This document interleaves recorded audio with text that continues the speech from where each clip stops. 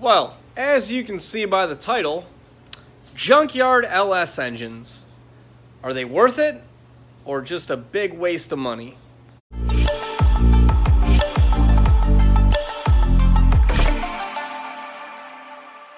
So, when you want to do an LS swap, a lot of people go straight to getting a junkyard engine. They figure, shit, you can get a junkyard engine for dirt cheap. Why not do that? The LS holds a ton of power. You can get them for $400 about. But are they worth it for what you have to go through? If you got to go through, do you have to go through and build it? Do you have to go through and, clean it all up and make it good? By the time you're done doing that, would it be worth just buying a crate motor at that point or building an engine you already have? So is a junkyard engine actually worth buying? So let's kind of look into the cost of what you need to put into one of these engines. So for starters, my GTO, that had a 6-liter LS2 in it for several years. I eventually built that motor to slightly higher compression. I believe it was 11.5 1 compression engine. And, eventually I turbocharged it. And we made roughly around 800 horsepower out of it on a turbocharger. But when that motor finally went, which it did because I overbored it a little bit more than you're supposed to, so it didn't really last too long. And it eventually just shit the bed. I had to get a new engine. It was like weeks before an event. Actually, it was the week before an event. I blew it up at LS Fest and needed to have it running again for a Pro-Am competition the next weekend. Oh, in a last-ditch effort, our team went out and we bought a Junkyard 5.3. Now, a bone stock 5.3. Top to bottom, 180,000 miles on it. We didn't crack it open. We didn't have time to. We just took this junkyard engine, hucked it in the car. Luckily, the GTO is on like a weird transition era between Gen 3, Gen 4. So it's kind of got a weird mix of Gen 3, Gen 4 stuff on it. So we didn't have to change the reluctor out or any of that. The one issue we had was cam sensor. So the cam sensor wasn't working on it, obviously. But we ran it on the dyno. And having the small communication issues we were having with like cam sensor data and stuff like that, it made 280 horsepower at 8 pounds of boost.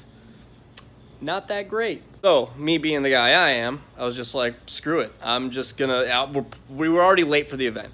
Gates opened already that day. We were already running late. We pulled it off the dyno. I'm like, if it does a burnout, we're going to the track. Pulled it off the dyno, did a burnout, loaded it up, went to the track. And at the track, we realized it ran really, really bad. So all day, this thing ran terrible just because we didn't have the time to dial it in. It was an engine with 180,000 miles on it, and we just didn't dial it in properly. So we were like, all right, well, qualifying's coming up. We need to make a pass. The thing's got no power right now. So benefit number one of a junkyard engine is you can do some dumb shit, and if you blow it up, you're not losing a lot of money. The LS2, when I would blow that thing up, that's like a $4,000 bill right there. The 5.3, you blow that up, it's a $400 bill if it's a stock engine. So, anyways, we basically turned the boost up as high as it would go. Shut the rev limiter off the car because I don't know why. Brian, my crew chief, said it was a really bad idea to do it, but I told him to do it anyways. And against better judgment, he listened to me and did it.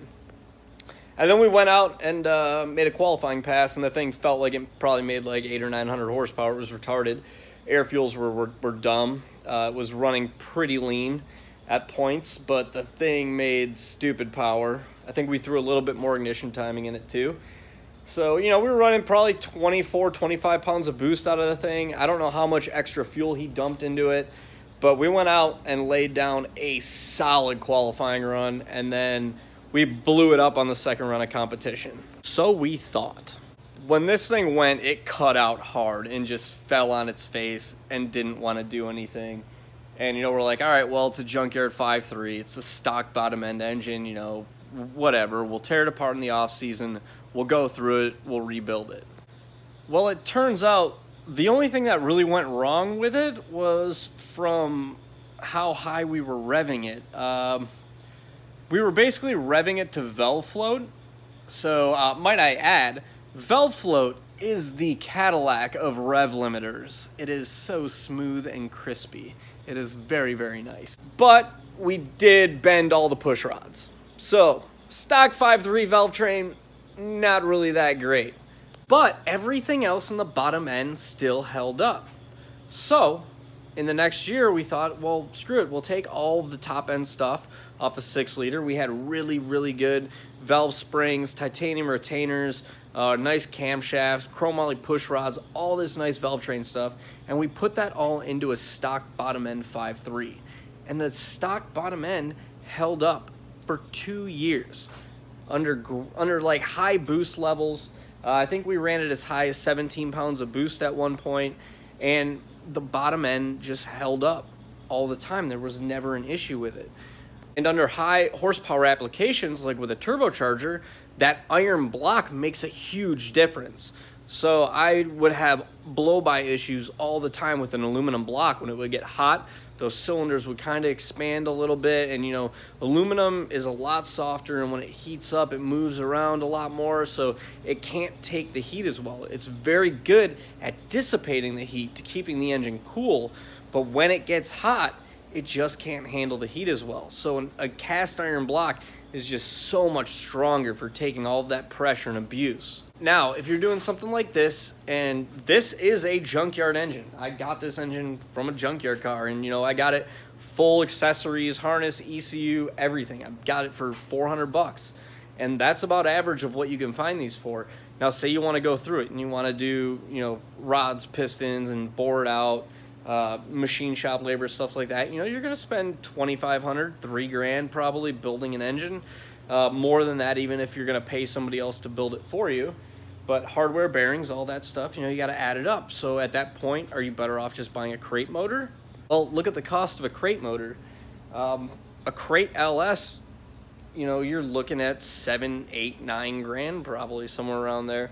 Iron block stuff for tall DAC, LSX stuff, probably even higher. I don't have the numbers offhand. I don't know them. I'm not going to pretend that I do, but I assume it's a lot more than $3,000. Downside is you do have to put the time in. You have to put the work in, and you have to be willing to build the stuff and, do the research on the parts that you need.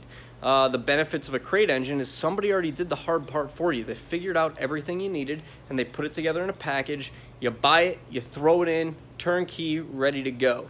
Junkyard engine, you gotta go through it if you want to build it. If you're on a budget and you want to make power, you don't necessarily need to build it. You probably can get away, especially if it's a street car where you're only going to be beating on it like occasionally. You could probably get away with just throwing a Junkyard 5.3 in your car, slapping a turbo on it, especially if it's a Garrett turbo, because those things make crazy power and spool stupid fast.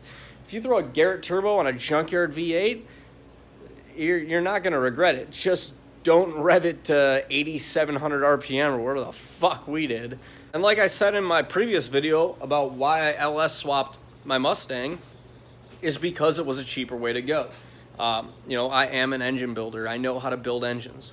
I know all of the details of engine building. It's, it was one of the first things I was certified in, actually. So, being budget friendly and basically something I'm super familiar with too. Couldn't go wrong with that. So to answer the question at the end of this video, is a Junkyard LS engine actually worth it? You get them for the right price? Absolutely. No questions asked.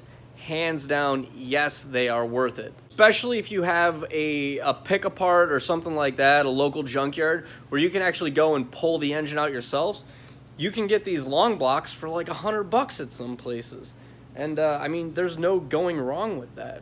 Anyways, that's just kind of my opinion on if an LS from a junkyard is worth it, a junkyard LS, a fucking trash block, whatever you want to call it.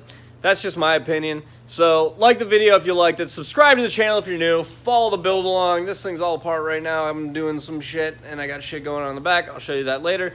And I will catch you guys later.